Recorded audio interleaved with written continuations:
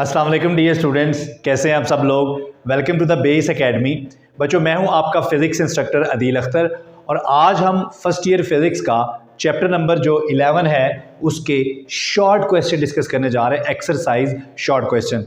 बच्चों, इस दफ़ा जो 2024 में पेपर बन रहा है वो एनालिटिकल और कंसेप्चुअल पेपर होगा, तो एक्सरसाइज के शॉर्ट क्वेश्चन के साथ साथ हमें चैप्टर के अंदर से भी शॉर्ट क्वेश्चन करने हैं। तो चैप्टर के अंदर से क्या क्या शॉर्ट क्वेश्चंस बन सकते हैं, इंशाल्लाह उसके ऊपर भी हम एक वीडियो बनाएंगे और वो इंपॉर्टेंट एमसीक्यूज जो है वो मैं आपके साथ डिस्कस करूंगा। तो अभी मैं स्टार्ट करता हूं जी पहले क्वेश्चन से और पहले क्वेश्चन की स्टेटमेंट पढ़ता हूं। Why is the average velocity of the molecules in a gas zero but the average of the square of the velocities is not zero? यानी कि किसी भी गैस के जो मॉलिक्यूल्स हैं अगर आप उनकी वेलोसिटी का एवरेज निकालते हैं तो वो आपके पास ज़ीरो आता है, लेकिन अगर उसी वेलोसिटी का स्क्वायर कर लिया जाए और फिर एवरेज ली जाए तो ज़ीरो नहीं आता। बच्चों, आपको पता है कि गैस मॉलिक्यूल जो होते हैं उनका मोशन रैंडम होता है। ठीक है, इसका मतलब है कि एक डायरेक्शन में अगर n नंबर ऑफ मॉलिक्यूल्स जा रहे हैं तो उसके ऑपोजिट डायरेक्शन में भी उतने ही मॉलिक्यूल्स जा रहे होते हैं। इसी तरह से अगर n मॉलिक्यूल्स अपवर्ड डायरेक्शन में मूव कर रहे हैं तो डाउनवर्ड डायरेक्शन में भी n मॉलिक्यूल्स मूव कर रहे होते हैं और उनकी वेलोसिटीज भी सेम होती हैं। तो अगर हम एवरेज निकालते हैं दो मॉलिक्यूल्स की वेलोसिटी को लेकर, तो ये देखें चूंकि वेलोसिटी सेम है तो मैंने उसके साथ 1 या 2 नहीं लिखा। अब अगर एक मॉलिक्यूल इस डायरेक्शन में जा रहा है उसकी वेलोसिटी आप पॉजिटिव ले रहे हैं, तो दूसरी डायरेक्शन में इसके जो अपोजिट डायरेक्शन में जा रहा है उसकी वेलोसिटी आप क्या लेंगे, नेगेटिव लेंगे। इसी तरह से अगर एक अपवर्ड डायरेक्शन में जा रहा है उसकी वेलोसिटी आप पॉजिटिव ले रहे हैं तो डाउनवर्ड जाने वाले की वेलोसिटी आप क्या लेंगे, नेगेटिव लेंगे। तो एक वेलोसिटी पॉजिटिव होगी, एक नेगेटिव, तो पॉजिटिव नेगेटिव कैंसिल हो जाएगा, आंसर क्या आ जाएगा हमारे पास, 0। लेकिन अगर हम एवरेज लेने से पहले स्क्वायर कर लें वेलोसिटीज़ का, अब आप इसका भी स्क्वायर कर लें और इसका भी स्क्वायर कर लें। अगर आप इसका स्क्वायर करेंगे ये तो पॉजिटिव है, लेकिन ये जो नेगेटिव वाली वैल्यू है इसका स्क्वायर करने से ये भी पॉजिटिव हो जाएगी। तो जब ये पॉजिटिव हो जाएगी दोबारा आप इसका एवरेज लेंगे तो आंसर 0 नहीं आएगा। The number of molecules moving in one direction are equal to the number of molecules moving in opposite direction with same velocity. इस वजह से एवरेज 0 आया। इफ वी टेक स्क्वायर, अगर आप स्क्वायर ले लेते हैं, negative value will become positive, negative value देखिए पॉजिटिव हो जाएगी स्क्वायर करने से, and average will not be 0 again, तो दोबारा हमारे पास एवरेज 0 नहीं आएगी। अब हम चलते हैं जी क्वेश्चन नंबर 2 की तरफ। क्वेश्चन नंबर 2 है हमारे पास, why does the pressure of a gas in car tyre increases. Car tyre में गैस का प्रेशर क्यों बढ़ जाता है when it is driven through some distance। जब आप इसे कुछ दूर तक चलाते हैं गाड़ी को तो गाड़ी के टायरों में जो हवा का प्रेशर है वो क्यों बढ़ जाता है। ठीक है, अब देखिए गर्मियों में कहा जाता है कि आप अपनी गाड़ी का जो उसमें जो एयर प्रेशर है आपकी गाड़ी के अंदर, आपकी गाड़ी के टायरों में जो एयर प्रेशर है उसको नॉर्मल जो आप वैल्यू होती है उससे कोई एक आधा पॉइंट कम ही रखिए, यानी कि फुल उसको आप ना कंप्लीटली ना फिल कराएं, कोई एक आधा पॉइंट जो है वो लो रखें। अच्छा, अब इसकी वजह क्या होती है। हम प्रेशर को 2 तरह से बढ़ा सकते हैं। एक तरीका तो ये है कि आप टायर में हवा भरें जिससे नंबर ऑफ मॉलिक्यूल्स बढ़ जाएंगे तो प्रेशर बढ़ जाएगा। दूसरा तरीका है टेम्परेचर। टेम्परेचर बढ़ाने से भी प्रेशर बढ़ता है, क्योंकि टेम्परेचर क्या है, एवरेज काइनेटिक एनर्जी। तो हमने पढ़ा हुआ है कि pressure is proportional to average kinetic energy. अब जब गाड़ी सड़क पर चलती है ना तो सड़क, ज़ाहिर बात है, टायर और सड़क के दरमियान फ्रिक्शन होती है, फ्रिक्शन की वजह से हीट प्रोड्यूस होती है जिससे गाड़ी के टायर का टेम्परेचर बढ़ता है। अब अगर टेम्परेचर बढ़ता है तो यानी कि मॉलिक्यूल्स की एवरेज काइनेटिक एनर्जी बढ़ती है जिससे प्रेशर भी बढ़ता है। तो pressure can be increase in 2 ways. Number 1, increasing number of gas molecules या increasing the temperature, because pressure is proportional to average kinetic energy और टेम्परेचर क्या होता है, एवरेज काइनेटिक एनर्जी होती है। When car is driven through some distance, temperature of tires increases due to friction between road and tires। तो tyres के अंदर जो हवा, जो टायर्स का जो टेम्परेचर है वो बढ़ता है। क्यों बढ़ता है, फ्रिक्शन की वजह से। अब जब टायर का टेम्परेचर बढ़ता है तो टेम्परेचर बढ़ने से प्रेशर भी बढ़ता है। क्लियर हो गया बच्चों, आई होप कि आपको समझ आ गई होगी। जी बच्चों, क्वेश्चन नंबर 3 में हमें एक डायग्राम बना के दी गई है और ये डायग्राम के साथ लिखा हुआ है कि ये जो ग्राफ है this is at constant temperature. अब आइसोथर्मल प्रोसेस जो होता है हमने पढ़ा कि वो कांस्टेंट टेम्परेचर पे होता है। क्वेश्चन में ये पूछा गया है कि बताइए इस प्रोसेस में इंटरनल एनर्जी में कितना चेंज आएगा। अब temperature is major of internal energy. हम इंटरनल एनर्जी को कैसे मापते हैं, टेम्परेचर से। अब अगर आइसोथर्मल प्रोसेस है, टेम्परेचर ही चेंज नहीं हो रहा, तो इंटरनल एनर्जी में भी कोई चेंज नहीं आएगा। Since temperature is measure of internal energy, as temperature is constant there will be no change in internal energy, या change in internal energy will be zero. ठीक है, इसी तरह से जो क्वेश्चन नंबर 4 है बच्चों, क्वेश्चन नंबर 4 में भी कुछ डायग्राम्स हमें दी गई हैं, जैसे कि आपको यहाँ पर नज़र भी आ रही होंगी, और पूछा गया है कि बताइए इन डायग्राम्स में चेंज इन इंटरनल एनर्जी क्या है। अब ये जो डायग्राम्स आपको नज़र आ रही हैं, ये सारी ही रिप्रेजेंट कर रही हैं साइक्लिक प्रोसेस को। बच्चों साइक्लिक प्रोसेस में सिस्टम अपनी इनिशियल स्टेट में वापस आ जाता है। जब वो इनिशियल स्टेट में ही वापस आ गया तो फिर इंटरनल एनर्जी में तो कोई चेंज नहीं आएगा। All the processes shown in figure are cyclic, system will return to its initial position, so there will be no change in its internal energy, उसकी internal energy में कोई change नहीं आएगा। क्वेश्चन नंबर हम बढ़ते हैं जी 5 की तरफ, और क्वेश्चन नंबर 5 में हमसे पूछा गया है जी specific heat of a gas at constant pressure, specific heat CP is greater than specific heat at constant volume Y. CP is greater than CV, why? क्यों?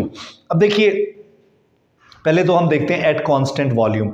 कांस्टेंट वॉल्यूम पे वर्क डन जीरो हो जाता है। अगर मैं यहाँ पर first law of thermodynamics लिखूँ तो कांस्टेंट वॉल्यूम पे वर्क जीरो हो जाता है। अगर वर्क जीरो हो जाता है तो heat is equal to change in internal energy. जो भी हीट आप सिस्टम को देंगे वो सारी की सारी हीट इस्तेमाल होगी इंटरनल एनर्जी को बढ़ाने में। अब वो इंटरनल एनर्जी बढ़ेगी तो ज़ाहिर बात है टेम्परेचर बढ़ जाएगा। इसके बरअक्स अगर आप कांस्टेंट प्रेशर पे देखें तो कांस्टेंट प्रेशर पे ऐसा नहीं होता, वर्क होता है। इसका मतलब है कि सेम वही अमाउंट ऑफ हीट अगर आप कांस्टेंट प्रेशर पे देते हैं तो वर्क भी होगा, और जो बाकी हीट बचेगी उससे इंटरनल एनर्जी में चेंज आएगा या टेम्परेचर में चेंज आएगा। तो अगर हम चाहते हैं कि जो इंटरनल एनर्जी में चेंज है दोनों प्रोसेसेस में वो सेम हो या इक्वल चेंज आए टेम्परेचर में इन दोनों में, तो फिर कांस्टेंट प्रेशर पे हमें क्या करना पड़ेगा, हमें ज़्यादा एनर्जी देनी पड़ेगी। क्यों ज़्यादा एनर्जी देनी पड़ेगी? क्योंकि यहाँ पर कुछ एनर्जी से वर्क भी करना है और बाकी एनर्जी से फिर इंटरनल एनर्जी चेंज होगी। ठीक है, सो CP should be greater than CV अगर हम चाहते हैं कि चेंज इन इंटरनल एनर्जी या चेंज इन टेम्परेचर दोनों प्रोसेसेस में सेम रहे। क्लियर हो गया बच्चों? अब आगे बढ़ते हैं जी क्वेश्चन नंबर 6 की तरफ। तो क्वेश्चन नंबर 6 जो है हमारे पास, give an example of a process in which no heat is transferred to or from the system but temperature of the system changes। जी कोई ऐसा प्रोसेस बताएं जिसमें हीट ना तो सिस्टम में जा रही है ना सिस्टम से आ रही है। देखिए हमने पढ़ा था अडियाबैटिक प्रोसेस, अडियाबैटिक। बच्चों अडियाबैटिक का मतलब है लफ्जी कैन नॉट क्रॉस। अडियाबैटिक का लफ्जी मतलब है कैन नॉट क्रॉस। इसका मतलब है कि हीट ना तो सिस्टम में जा सकती है ना सिस्टम से बाहर आ सकती है। अब टेम्परेचर कैसे चेंज हो जाता है ये देखें। अब अगर आप यहाँ पर डेल क्यू को ज़ीरो कर दें, डेल क्यू को ज़ीरो कर दें तो हमारे पास W बराबर आ जाएगा माइनस डेल यू। अब ये वर्क पॉजिटिव है, वर्क पॉजिटिव है, इसका मतलब है एक्सपेंशन हो रही है, अडियाबैटिक एक्सपेंशन। अगर सिस्टम एक्सपैंड कर रहा है तो फिर वो कैसे एक्सपैंड करेगा, वो अपनी इंटरनल एनर्जी को खर्च करेगा। तो ये देखें इंटरनल एनर्जी के साथ माइनस है, यानी कि इंटरनल एनर्जी डिक्रीज़ हो रही है। अब इंटरनल एनर्जी डिक्रीज़ होगी तो टेम्परेचर ऑटोमेटिकली डिक्रीज़ हो जाएगा। इसी तरह से अगर आप अडियाबैटिक कंप्रेशन की बात करें तो कंप्रेशन में ये वर्क नेगेटिव हो जाएगा और इंटरनल एनर्जी पॉजिटिव हो जाएगी, क्योंकि work done on the system हो रहा है तो वो नेगेटिव हो जाएगा। सो कंप्रेशन में क्या होगा, कंप्रेशन में इंटरनल एनर्जी पॉजिटिव है, यानी कि इंटरनल एनर्जी में इजाफा होगा। अब इंटरनल एनर्जी में चेंज आएगा तो टेम्परेचर में चेंज आएगा। इसका मतलब है कि अडियाबैटिक प्रोसेस में हम टेम्परेचर को चेंज कर सकते हैं अगर हम हीट सिस्टम से ना भी निकलने दें या सिस्टम में ना भी आने दें, फिर भी हम टेम्परेचर चेंज कर सकते हैं। वो कैसे कर सकते हैं? सिस्टम की इंटरनल एनर्जी को चेंज करके। क्लियर है बच्चों? तो आगे बढ़ते हैं जी हम क्वेश्चन नंबर 7 की तरफ। स्टूडेंट्स तो हम स्टार्ट करने लगे हैं क्वेश्चन नंबर 7 से। क्वेश्चन 7 है, is it possible to convert internal energy into mechanical energy? क्या ऐसा मुमकिन है कि आप इंटरनल एनर्जी से कोई मैकेनिकल वर्क कर लें, यानी कि इंटरनल एनर्जी को मैकेनिकल एनर्जी में कन्वर्ट कर दें? Explain with an example. अगर ऐसा हो सकता है तो इसकी एग्जाम्पल भी दें। Yes, during adiabatic expansion.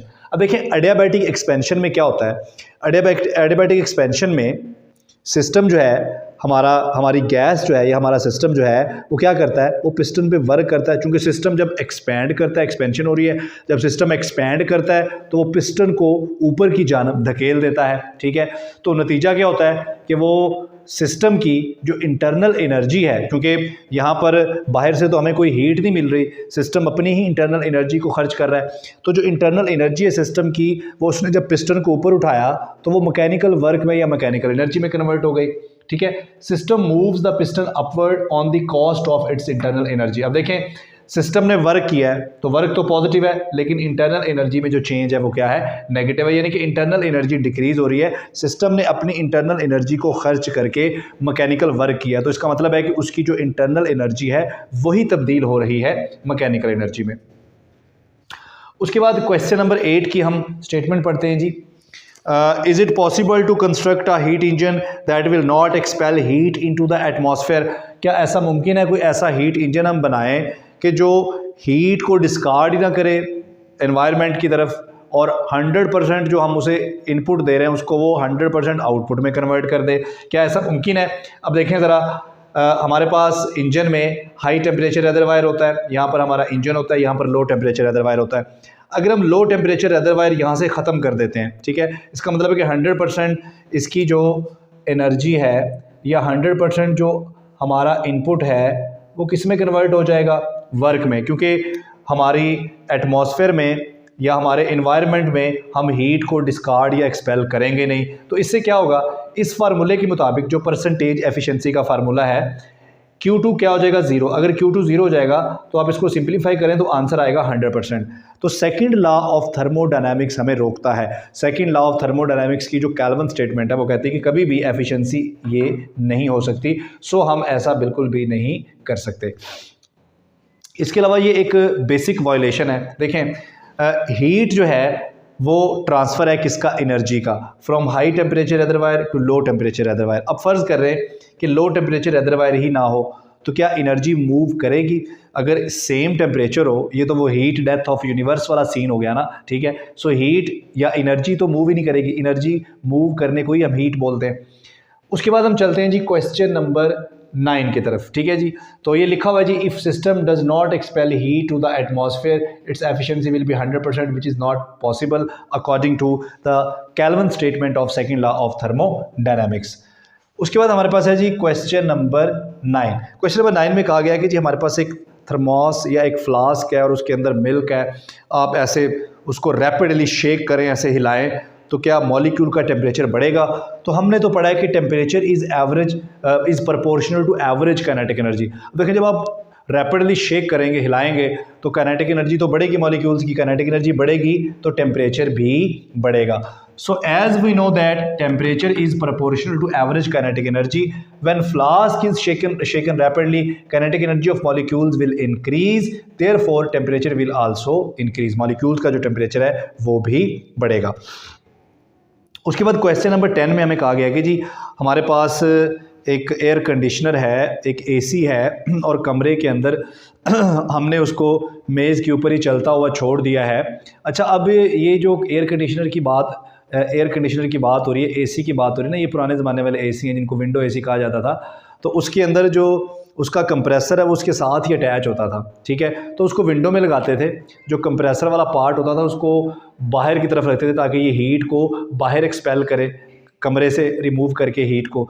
अब जो एसी आ रहे हैं ना, जो हमारे स्प्लिट एसी जिनको कहा जाता है, उनमें तो आउटडोर यूनिट होता ही लहदा है। ठीक है, सो इसमें पूछा गया है कि एक एयर कंडीशनर है, उसको आपने कमरे के अंदर मेज़ पे चलता छोड़ दिया, तो बताएं क्या कमरे के टेम्परेचर में कोई चेंज आएगा? इसमें 2 केस बनते हैं। पहला केस है कि अगर आप थोड़ी देर के लिए उसको चलाते हैं, अगर थोड़ी देर के लिए चलाते हैं तो जितनी हीट वो एब्जॉर्ब करेगा कमरे से उतनी वो कमरे में डिस्कार्ड कर देगा, तो टेम्परेचर में कोई ख़ास चेंज नहीं आएगा।